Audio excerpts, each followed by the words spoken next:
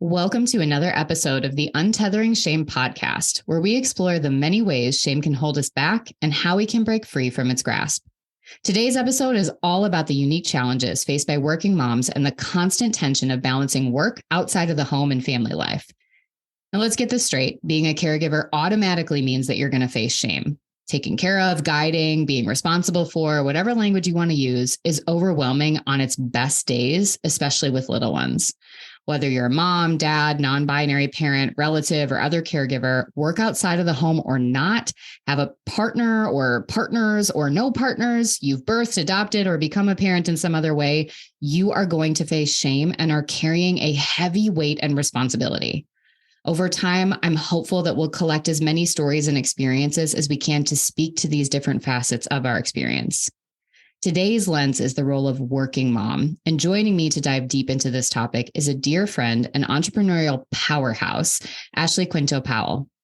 Her list of accomplishments and projects is extensive, but some of my most favorite and exciting are her virtual assistant agency she launched a few years ago, myVA Rocks, which I've personally used and have nothing but positive things to say, both if you're looking for a VA or if you're interested in becoming one.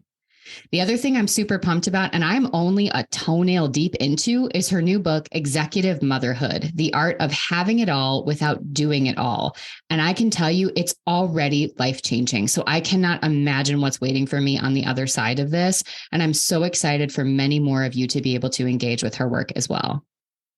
Ashley and I met years ago after we were both honored by a Madison area magazine, Brava, as Women to Watch, which is this awesome annual tradition highlighting women for different personal and professional pursuits and impacts. As soon as I connected with Ashley, I was stuck in her orb of radiant energy and connectedness.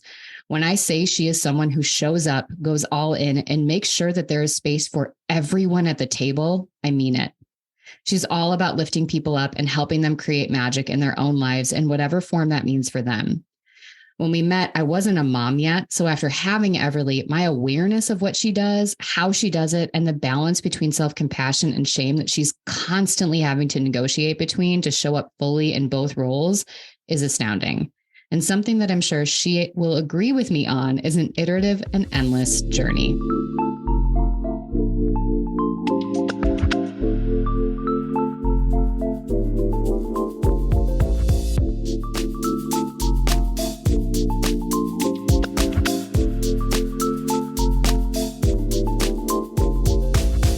Ashley, I am so excited. I'm so pumped. Oh my goodness. I'm really excited to be here, but my goodness, that is the introduction of a lifetime. I'm in tears. If I ever die, please, save that for you. Yeah. Yes. Yeah. You can read my eulogy. Yeah. I think that's done. Perfect. Check. It's one of the things that I love doing. And I think, so we were chatting offline, and different podcasts do it differently. Some people record their intros after they're done recording the episode so they can kind of talk about what they did. Some people record them separately beforehand. I've really taken the route of I want people I'm interviewing to hear the intro. I think it helps us to reframe. This is what we're here to talk about. Let's get re-excited. Let's talk about why. Let's also free ourselves from, kind of in this topic, we are both cisgender women talking about what it means to be working moms. We can't speak to every different identity, every different parenting or caregiving situation. So it helps free us from some of that in the sense of carrying pressure. Like, one, we're supposed to speak to all working moms, which we can't. And two, we're supposed to be able to kind of navigate all the nuances. So I think that helps. But the other part is we're talking about shame. We're talking about how to combat it. And one of the things that is a struggle for so many of us is the feeling of shame that comes up when we hear kind and nice things. There's they're just saying something nice. They're blowing smoke up my ass. They have to say this. They don't really mean it, or gosh, the imposter syndrome kicks in. And so I love it as an exercise of me being able to tell people how I really feel and for them to be able to receive it. And then if there is the discomfort for some people, it's what a perfect way to start a conversation on shame. Man, yes, all of that. You're a smart lady. I mean, I knew this before. Well, tell me, one of the other things I like to do is to kind of give us the awareness of where we're coming in from. So if you could describe how you feel right now with one word, what would it be? Optimistic. Ooh. I am feeling very optimistic. It's springtime. I live in Wisconsin, so it was 80 degrees on Saturday. Today, there's an inch of snow. And so I think just based on the weather, you can decide that you're either going to be very upset that we live here, or you can, turn it around. Also, frankly, I have been looking forward to having this conversation with you for what feels like half a decade. And I love talking about this because I think it's so important. And to your point, the shame involved with mothering and working and being a working mom, sort of, let's say those are three separate things. Yep. The shame that's associated with those is really insidious and really harmful. And I love diving in and helping people see things from a new angle and hopefully help with that a little bit. I love that. One of the things that I appreciate about you is I don't think you pretend to be this person that's figured everything out. I think that you are somebody that has navigated treacherous waters, figured out how to develop systems, how to reframe your mindset, how to move forward.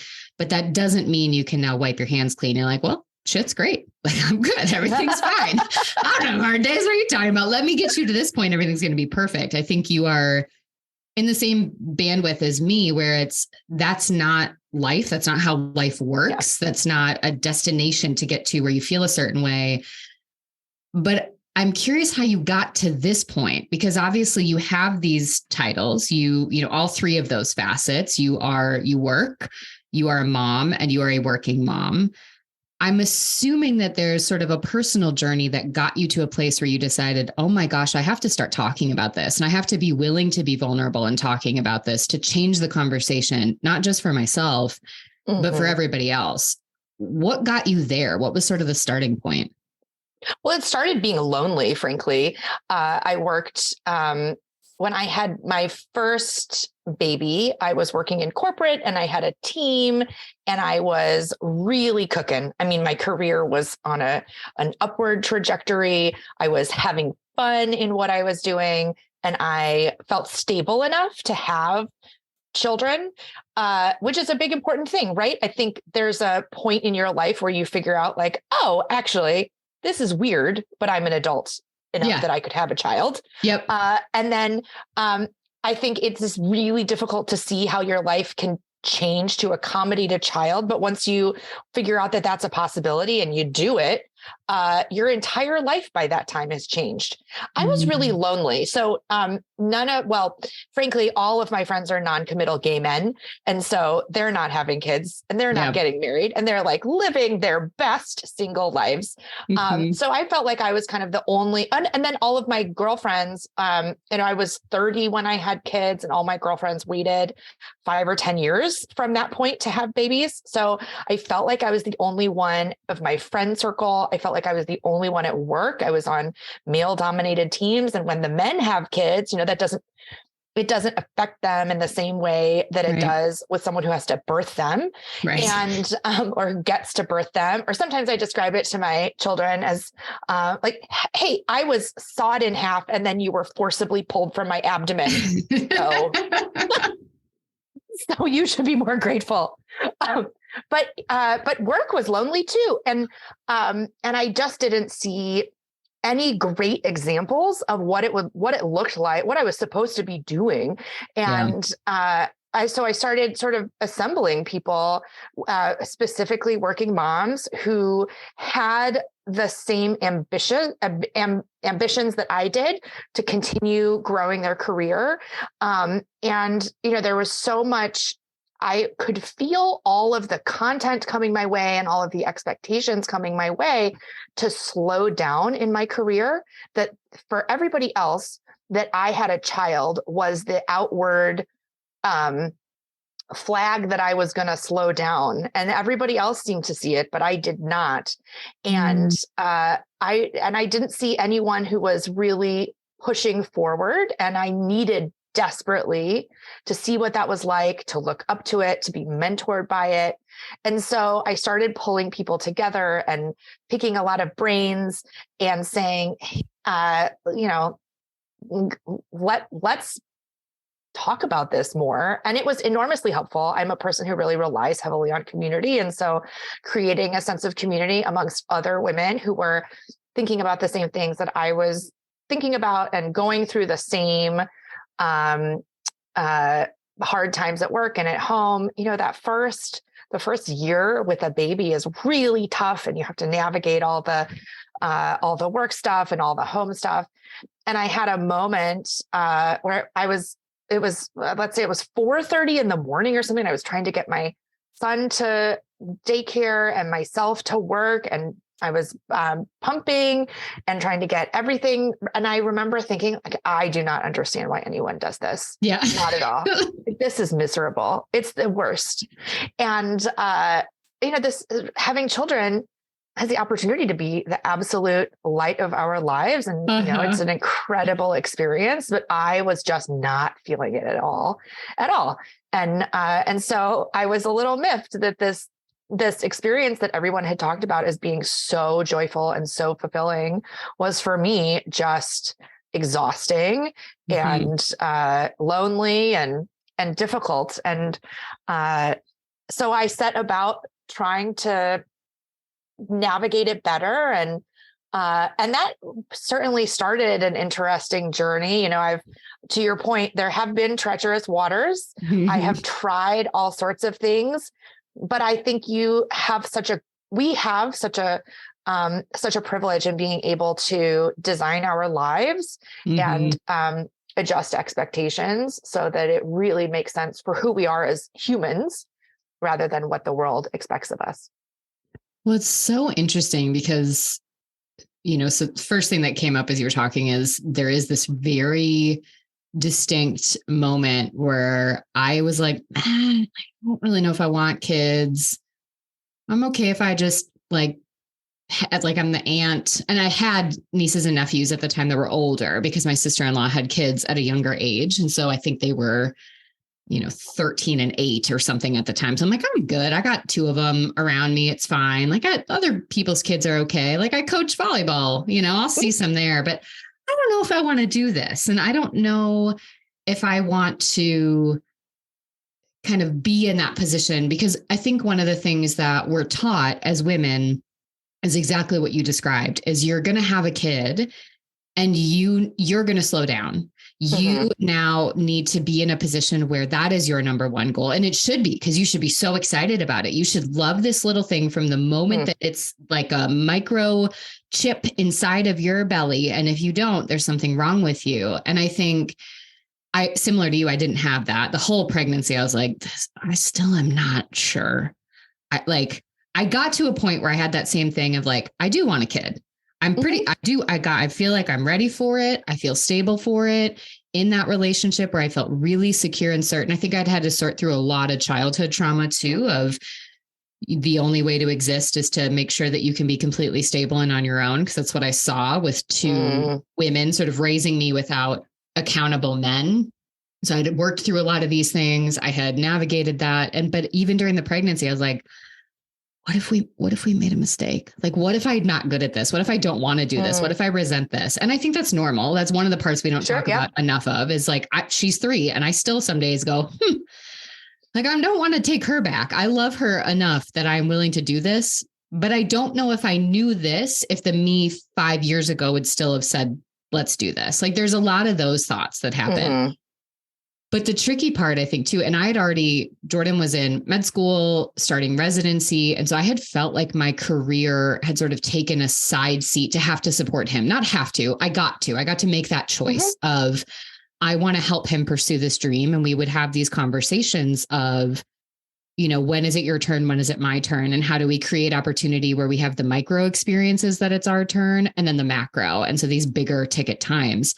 So then I remember feeling like, fuck, I'm just starting to figure this out. I got so much clarity about my business. January 2020, lo and behold, my daughter was born February 2020. A pandemic came March 2020. So life obviously was changing for everybody.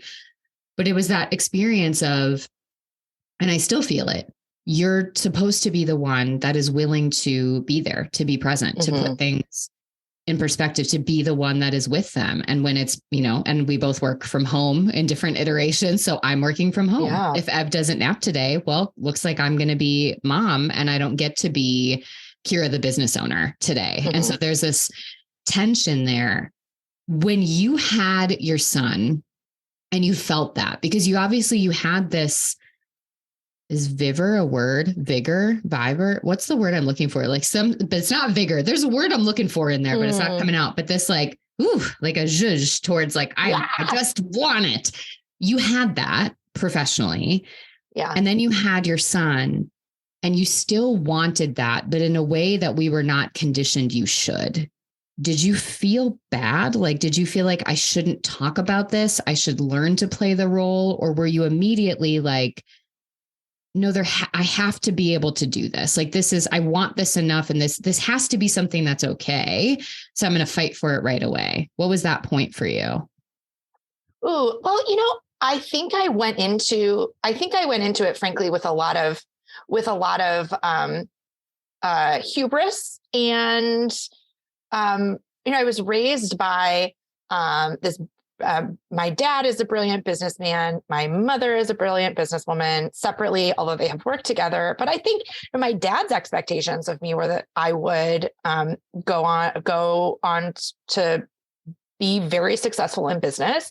And I think he actually would have preferred, he certainly likes my husband now. And of course he's delighted with his grandchildren, but I think ahead of me getting married, he would have been very happy for me to have married an older, established professional who already had children so that I didn't have to take a step back and could pursue my career and still, dabble in stepmotherhood. I think that would have made him really happy. And so I going into it, I think my mindset was that I was too smart and had too much to offer to be slowed down.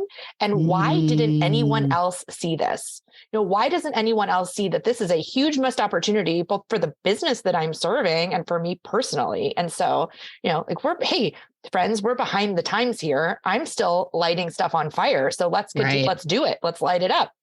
What an interesting position too, because you had this passion in your family. You had this pursuit, this support too, of no, you can have this, you can do this. So then that was already fueling you and that sort of want to take the next steps in your career. So then you see this and there's this, I would assume for you, it was the same thing of I don't want to half-ass being a mom either.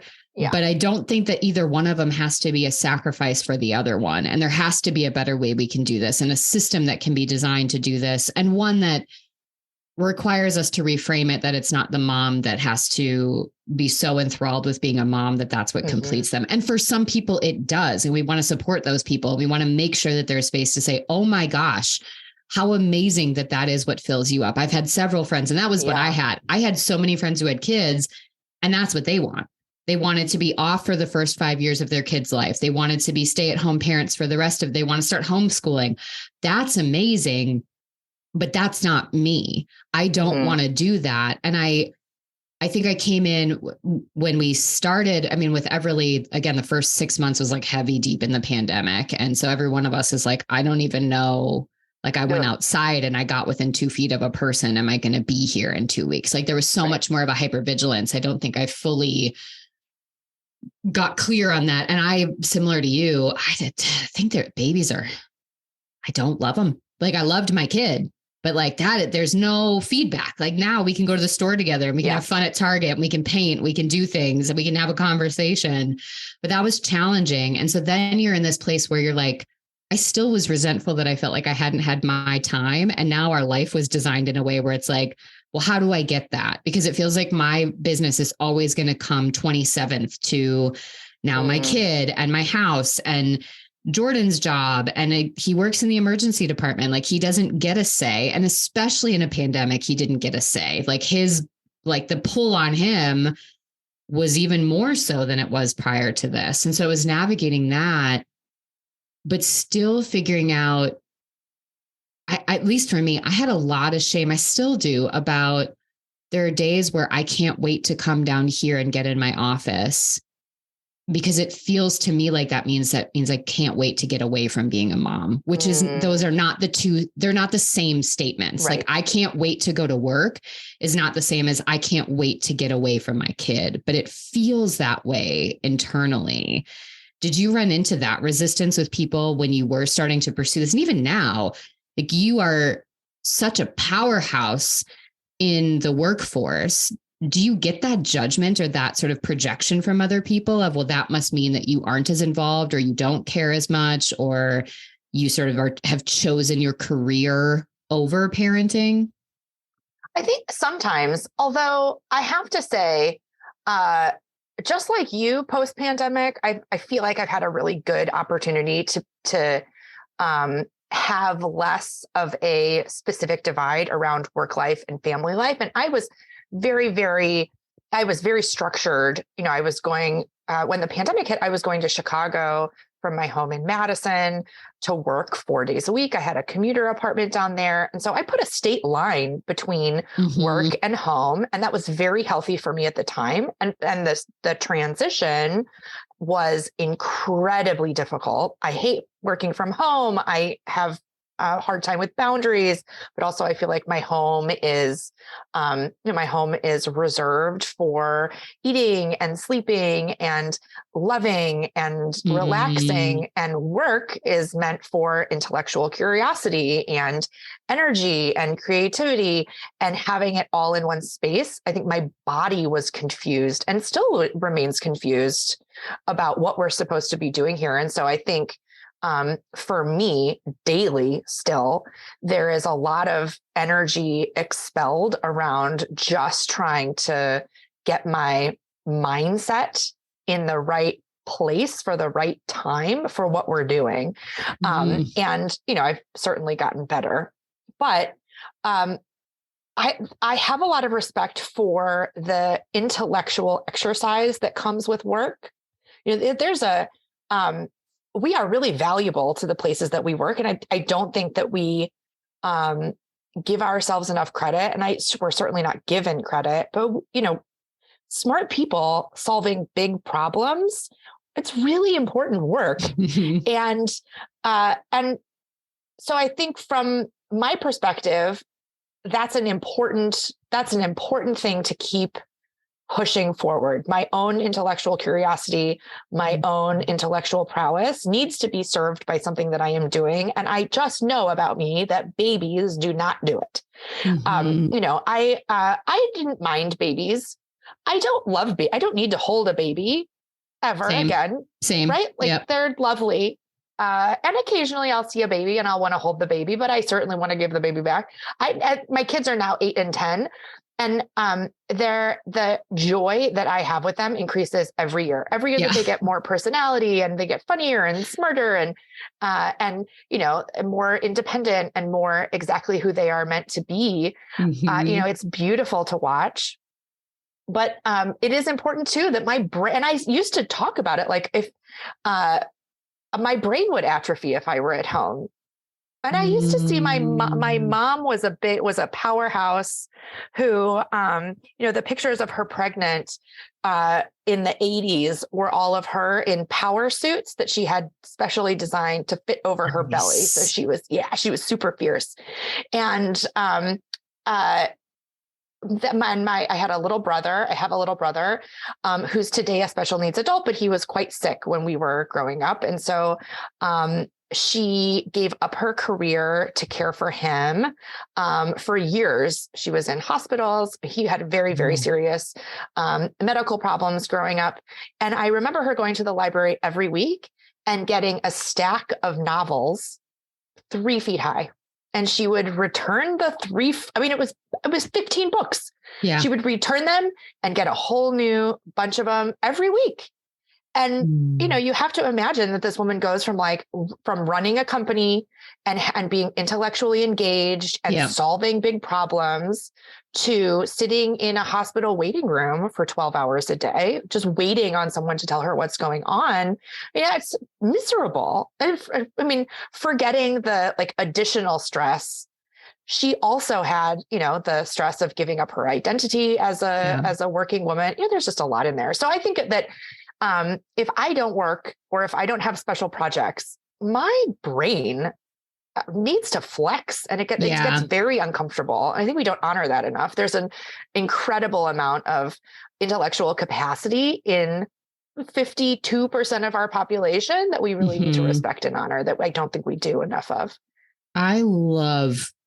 There's so many bite-sized chunks about what you just said that if we went into all of them, we'd be talking for 6 hours. But I think one of the biggest things that you just said that's so important, there's this idea that I guess love as a value, love as this sort of, we conflate it a lot as an action. And so it's only shown through our action, but it's this idea, I don't know if you had this in elementary school, but you can only have one best friend. If they have more friends, that's a problem, or if you were dating somebody, they couldn't talk to another person of, a shared identity. Like I being a heterosexual female. And as I would date, boys, it was well, you can't have any other girlfriends because there's only space for one girl. And if you talk to another girl, it means that then my value is threatened. So there's this idea that there's a container in which we can connect, we can love, we can exist in the world. So as you're saying this, I'm thinking about this fact of your mom's capacity to love and to show up and to be present for your brother, for all of you, for the work that she's doing. Those can all exist. But what you hit on with another aspect of another value, another pillar of the self, which is that learning, that expansion of knowledge, that connection through the intellectual, the curiosity, the science, whatever it is, that is a part of ourselves that we don't need to extinguish. And I think we feel bad saying that. We feel bad because there's a part of it that's the ego, that we want to be seen as successful. We want to be the best at something. We want to chase it. But I think we also demonize the ego. There's nothing wrong with that. Sure, keep it in line, navigate how it connects. But what you're describing is this person that had this voracious, that's the word I was looking for before. Clearly it was waiting to come out for your mom around this desire to learn and to just continue to expound upon her intellectual capacity, her, connection with the world through all these things. And that you can do that with kids in different ways. I go down a lot of tunnels with learning. And as a therapist, I'm constantly okay, so Everly has started doing this behavior. Let's look at what's happening in the brain and start to think about ways to try it out. And I'm going to experiment with these things. But I love that. That's what I chase professionally is how to understand the brain and how to problem solve it. But it would be the same as if I had one therapy client that I saw for 8 hours a day, every single day of the week. I would want to metaphorically throat punch them and me every day. I can't do it. I need to have variety in the connection. And so that piece, it sounds like, is, again, it comes back to that element of feeling like it's a choice when it's not. And that I think we need to stop seeing our capacity as this finite. Sure, you have a certain number of hours in a day. You have a certain amount of energy. We have to stop borrowing from these other places. But it's okay to allot the time and energy to a multitude of different things. And if I choose to spend an hour a day actively reading and playing with my kid, or 10 hours a day reading and playing with my kid, I think we automatically assume 10 hours a day is better instead of looking at who am I when I show up to this role? And am I a fulfilled person? Because if I'm not, what is the message I'm communicating with my kid? How am I really showing up there? And is that allowing me or them to be their best selves? And I think those are the things we have a really hard time sitting with. And again, it's that even without kids, we've been taught to kind of fall back.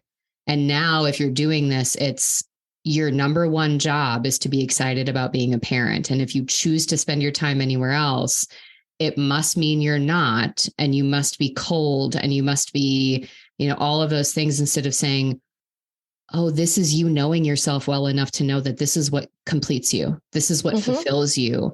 And when you are fulfilled, you can give into all of these relationships in such a deeper and more meaningful way. And you giving 2 or 3 hours a day during, let's say, the work week, or somebody else giving 10 or 12 hours a day, we can't compare those two things as if that means that that person getting 10 or 12 hours with their kid is giving more. That's not fair. Oh, absolutely. Also, it reeks of privilege. I mean, think about the actual practicality of what we are discussing. We have to go to work. We have to go to work. And so we have bills and shit to pay. Right. So the option is just not there for most women. And you know what? It wasn't there for me that I could stay home because I was always the primary or majority breadwinner. And thankfully, that was something my husband really wanted to do. I mean, he really wanted to spend time with kids. He really wanted to double down on his role as a parent, but you know, finances being what they are, somebody's got to be at work. Yep. And so frankly, if we are doing our families justice, we have a responsibility for showing up at work too and doing the best job that we can and advancing through the ranks and bringing our family with us to build generational wealth and to save money. I mean, this is the work that dads were expected to do. Right. To be fair, without thanks and without any relief. And now it's my turn to do it. So I'll be damned if we're going to sit in the same place for years and not solve big problems and not get paid more money and not advance up the rank. You know, there's so much about that is really responsible in terms of being a breadwinner. And we can't just decide. I mean, most of us can't just decide, you know, I'm not into this, or, you know, I'd rather not today. Right. This is necessary. We need to pay bills, and that society makes us feel guilty for how we go about that basic requirement of parenthood is really obnoxious.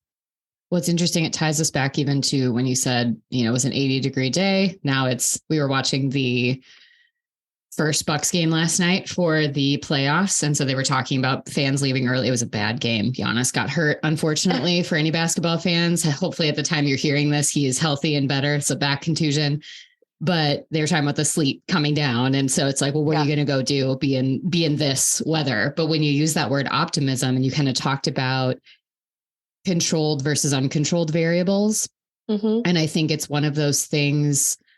I don't ever want to suggest that we shouldn't fight the fight to change the norms in our culture. But sometimes I think we either get caught up in the wave of them, or we're rebelling against them so much that we lose all of our energy and we stop sort of figuring out how do we want to exist and push back in those norms and narratives. And I think that's kind of what you're getting at, is this, you know, the culture that we exist in, at least in the US and in many other countries, is very much rooted in the patriarchy, and also is one where the realities of what it means to have a family and to exist and to pay bills and to function and to be mentally, physically, and emotionally well enough to get through your day, let alone thriving.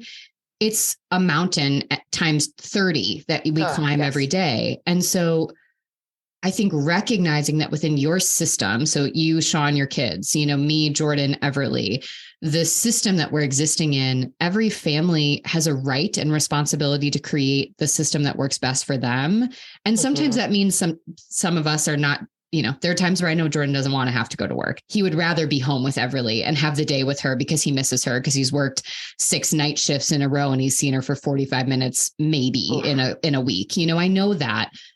But that is the reality of our life design. And if you get stuck in that, I'm not doing enough as a parent, or I'm resenting that I have to go to work, or I'm doing this, all we do is we get stuck then in that lack of fulfillment, joy, connection, and creating control within the systems we might not be able to control. So instead we go, gosh, there are some weeks that you are gone a lot and it sucks. And then on the flip side, I'm having the same narrative of, I need a break. Like, it's too much mom time. So I have to step back and say, Jordan would trade places with me in a heartbeat right now because his circumstances are X and my circumstances are Y, and it feels out of balance, and that's okay. This is temporary, but also thinking about, we've made choices to design our life in this way. How do we reconfigure the balance moving forward? And I think for any mom that's trying to figure this out, it's thinking about what is the balance that you need personally and the balance that you need within your system and your unit. And that to me really comes down with our three main resources of time, money, and energy, and thinking about how they're in balance and alignment with our values. And what does that look like? And a value of paying my bills so that I have a house to live in or can put food on the table is an important one. That means sometimes people have to leave and they might have to work and go take on a job, but sometimes they maybe don't have to, quote unquote, to pay the bill, but they want to. And that might also be a value for them, that intellectual connection, that problem solving, that maybe some sort of support community. And that is equally, if not more important, because we're thinking about, again, fulfillment as a person. I think, Stu, we have a duty to be free of shame in the way that we evaluate sort of where we are in the systems that we have created, so that our partners so that we get together with our partners can evaluate, is this working or does it need to change? Right. And what I'm thinking about specifically is, if you had held on to, the resentment of you're not here, I have to be here, instead of sort of opening up your eyes and your heart to, Jordan wants to be here. He can't right now. This is hopefully temporary to this week, and then we'll find better balance. But if you don't have the opportunity to be honest with those feelings, you'll let the resentment build up, and that's damaging to the system as a whole. And so to some extent, I do think it's important just to call out some of that stuff, even if it can't change right now. But hey, this isn't working for me today. I realize we are in the midst of all of this stuff. Right. I need this to change at the first available opportunity. Just a really good, a good thing to call out and to sort of put a pin in for when it can change. Because as we know, kids don't stay the same, circumstances don't stay the same. And, it's a wild ride. Well, it's that piece of like kind of what you said before. I forget exactly what we were talking about, but it is this idea of, we can't control the fact that this might be what's happening in this moment right now. So like in that setting, I can't control the fact that, Jordan's schedule, we know his work shifts through June, July right now. Like I'm aware of what our life looks like. But there's also sometimes this, like, I'm stuck in this. And when we get really deep in shame, we tend to play one of three roles. There's the hero, which is I have to take care of it all. I'm responsible for everything. It's all on me. It's my job. If something happens, we fall into the villain role, which is I'm the problem. I'm the issue. I'm not doing enough. I'm not, whatever that is. And then the third one is, and I hate these terms, but comes from the drama triangle, which was developed like 30 years ago. And so I don't really get the right to change it. But then the third one is the victim, which is then you kind of peak in this, I'm responsible for everything and I'm the problem every time something goes wrong, to the victim of I'm stuck here. I have no control. Nobody listens. Nobody cares about me. Doesn't anybody know how hard it is? And I think those are the systems shame wants us to exist in, because it means fixating on the things we can't control instead of saying, I can't control everything. I'm not responsible for everything and everyone. I am responsible to myself. I am responsible to my family system in the ways that align with who I am, how I want to show up, what's safe and healthy for me. I'm not the problem every time something goes wrong. That is your ego giving you way too much power and responsibility. And also, we can change it. Because sometimes what I get stuck in is thinking when I'm like, well, I don't get enough time to do this work and all my work is dependent on like, what happens if she gets sick at daycare? What happens with this? Like, then I don't get to work.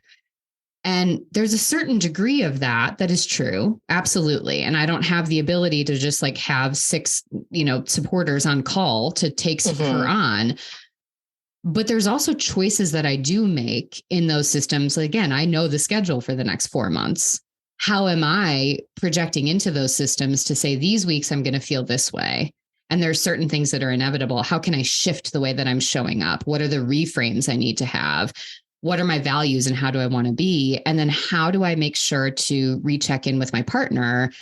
Because I know what will happen is I'm going to feel thirsty for my creative work. I'm going to feel thirsty for connecting in the business side of things. How do I set that up now? So I have that anchor thought when the week is hard of it's 2 more days.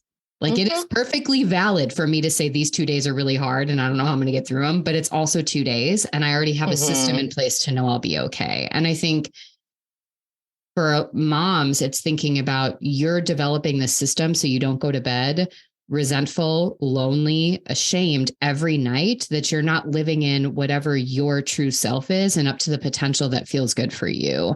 And if you're forcing yourself into roles or not saying things that are going on for you, you're silencing that and you're guaranteeing you're going to be stuck there. Oh, yes. Yeah. I think there's also an element. So when you bring shame in, there is this idea like damned if I do, damned if I don't. Yes. And I have started using that as a gut check on, all right, if I can't actually win here, I don't need to pay attention to it. You know, if I'm going to feel shame if I spend too much time at work, or if I'm going to feel shame if I spend too much time at home and neglect work, well, then I can't win. So if I can't win, this is not a system that I need to pay much attention to. And to be honest, I think my mother-in-law, my experience with my mother-in-law probably taught me that. Like, if you can't win, you don't have to pay attention to the criticism. So, you know, you can alleviate yourself. But that's very much what working motherhood feels like. Is, you know, there's this adage that working mothers are expected to parent like they don't work and work like they don't have kids, and that's just not possible. I mean, that's ridiculous. We are literally made to feel shame, no matter what part of that equation we're occupying at the moment, and then we're going to switch and we're going to feel bad about the other thing. So. If we can't win this, then we have to design a different metric for evaluating ourselves. I love that. I mean, I think about it because it's like you're playing a rigged game that's designed for you to lose. And so you have to make the choice. The only power you have is to make the choice to stop playing it, to stop. Because when you go down deep into it, it's like, well, who's going to say that you're not spending enough time with your kids? Well, everyone. Who's everyone? Who's the people? Where do the rules come from? And it's also that idea of like, you're supposed to miss your kids. You're supposed to have the opportunity to miss your kids. You're supposed to have the opportunity to miss your work. Those are healthy things. Burnout is what happens when we don't have enough division and boundaries between them, where we don't miss them. We're just resentful. We have to keep showing up to them because we never get a break. So it's that piece of like, it is perfectly okay that you're at work thinking about your kids and you miss them. That doesn't mean you have to quiet that part, but it also doesn't mean you're doing anything wrong because you're at work right now. That is a healthy relationship. That is important. Okay. I know we are kind of in our wrap up spot. So besides people getting your book, which I will put a link to, because I think, again, like I said, I was cutting my toenails as I was thinking about this, which is why I was like, I'm about a toenail deep into this book right now. But that felt like the perfect way of exploring it, because it's like, I'm just dipping my toe in and I'm already like, I love you even more. Like you, because your way of communicating with people, you're compassionately blunt. You're giving people a hug while you're like directly pushing them in the ways that they're saying they need to go. It's like all right, look, you can sit on the side of this cold pool for 6 hours and talk yourself through it and do the exercises. Or at some point you make the decision you're going to jump and know that it's okay. And you have to be willing to trust in yourself enough to know that you will be okay. And I think that is what you bring to people, is this, like, not what's the worst that could happen. It's not a callousness, but it's what if on the other side of this, you loved yourself and you loved others and you loved your life and you contributed and you had an impact so much greater than you thought possible? Because the likelihood you're going to have that when you're pursuing what's authentic to you is like 98%. The likelihood you're going to fall on your face and everyone's going to be like, no, boo boo. I was waiting. You suck. You're terrible. And everything's going to flop. It just doesn't happen. It happens in the micro ways every day that we stop ourselves from doing this. So listeners, I'm going to put a link. besides getting this book, besides diving deep into that, let's think about before the book arrives or before they are ready to go all into this. If you could give themselves, maybe you and me, 6 months from now, when we're in the next iteration, when things feel hard, one invitation, one reframe, one next spot to go with this and that reworking of our brain so we can show up, what would you say? You know, something that I'm thinking about a lot lately is the way, and of course, I'm sort of knee deep in this because I started a virtual assistant firm, and so I think a lot about the ways people ask for and accept help. And I work with a lot of Midwestern entrepreneurs, and we are not great about asking for help. I mean, we are like super independent and very strong, and we will hike a million miles with the entire world on our back, never complaining. But actually, that's not reasonable. And so I feel like as a society, we keep taking a look at a woman, a productive woman, gorgeous, tall, with all the bags from groceries and all the computer equipment and all the stuff that she had to carry for the day. And we are watching her struggle with opening a door. And instead of saying, oh, ma'am, let me get that for you, we say, you shouldn't have done all that shopping. You shouldn't have brought it all with you. What were you thinking? Right. Better design your life. And that's just not fair. Yep. As we're thinking through the way that we show up for other people, at some point we just have to be better about helping. We have to get in there in our friendships. I mean, like really elbow in. I know one of the things that consistently happens to me is that I will say, or someone will say to me, you let me know how I can help. No one in the history of the world has ever said, like, you know what, actually, it would be great if you made my family dinner, because we are cracking under the pressure of nightly healthy dinners. Yep. And I just had knee surgery. My husband is incredibly helpful. My kids are kids, like I had the worst time trying to, I'm walking around on crutches. I can't throw anything away. I can't get anything for myself. Everybody's upset. And I vented to some friends who naturally were like, I'm bringing dinner on Friday. Yep. Here are the 3 days you have to pick from for me to stop by and make you happy. And that's sort of how we need to show up. We really need to take a look at the productive people in our lives and think about how we can substantially help their situation, help them get where they're going. Because it's not, and we keep telling women, you need to learn to say no, you need to learn to understand your boundaries. And all of that is really, really important. But first we have to go back and say, hey, where are you going? Because where they're going is probably not exactly here. It's way over there. And if all of the messaging that we're giving them is stop, figure out how to be right here in this moment and stay there, it's not honoring her potential as a whole. Oof. And so being able to say, hey, this is the help that I need is powerful, but it's also really difficult. And so I think starting with your friendships and being willing to help other people in that way will set the stage for you to have that kind of help too. And I just phrase it that way because I know it's too much for us to start with saying, here is exactly how I need help. Yeah. It's just because we don't know. Well, and I think what you said, we don't know. And I love the fact that we're such an individualistic culture. I'm supposed to handle it all on my own. So when someone says, well, what do you need? Tell me if I can help.